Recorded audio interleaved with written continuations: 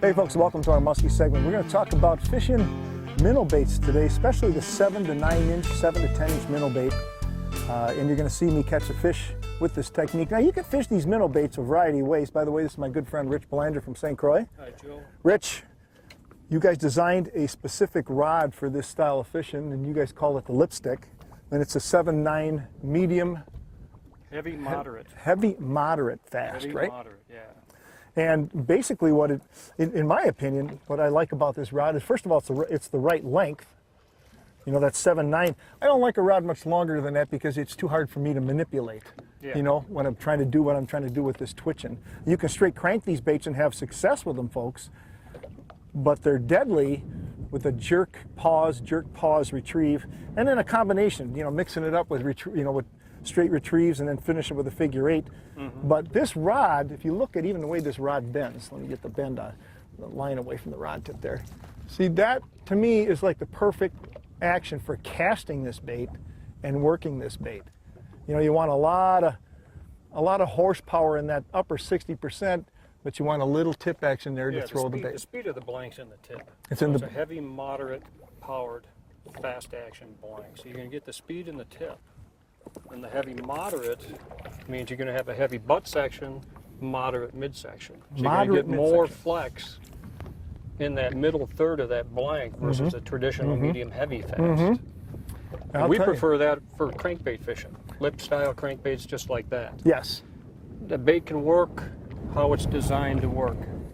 You throw a bait like that with too stiff of a rod, it comes through the water too quick, it's not getting the action that it's designed to do. I totally agree, and I think the other thing too is that this rod, with that way you guys got that tip action on this rod, it throws these flat-sided baits really well. Yes. You know, it accurately throw these baits, and then because there's not a lot, this is one of those cases where I don't like the 8.5, 9 foot rods. There's too much rod in front of you for this kind of fishing. A lot of rod, and you want a little bit shorter so you can get those nice little twitches. The low rod twitches. That's where that fast tip comes in play. So that bait just does its little deal, nice and quick, let it float back up.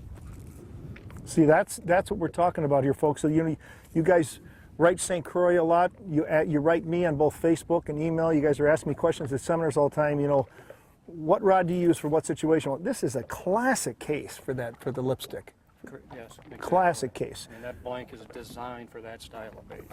Well, here's another thing I wanted to point out. When you're fishing this bait, most often people jerk this bait with tight line. And when you do that, it'll be effective, but not nearly as effective as when you jerk it and allow slack to occur, and then you just continually jerk the slack out of your line. One last tip, and this is, if you're paying close attention here, you musky guys, you'll love this tip because most people don't do this. Look at this bait real close now. What's different about it than the factory version?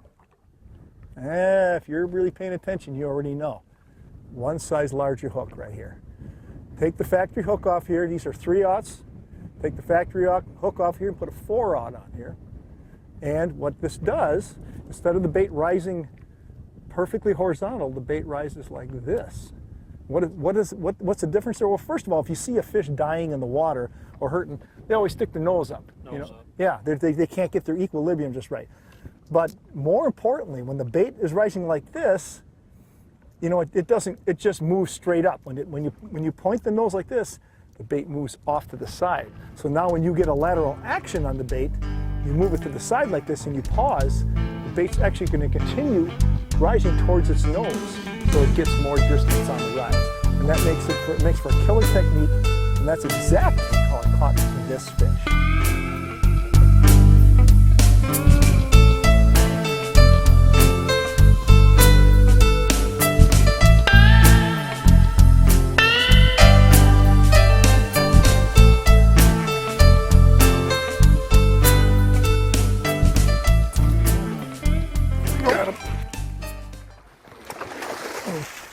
Talking about my young nephew with Richie here in the boat. We're talking about a dog hook a fish. Whoa, Rich.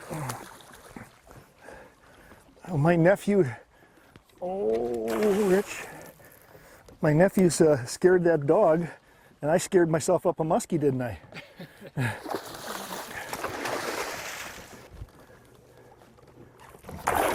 That's a big fish. That's a nice one, huh?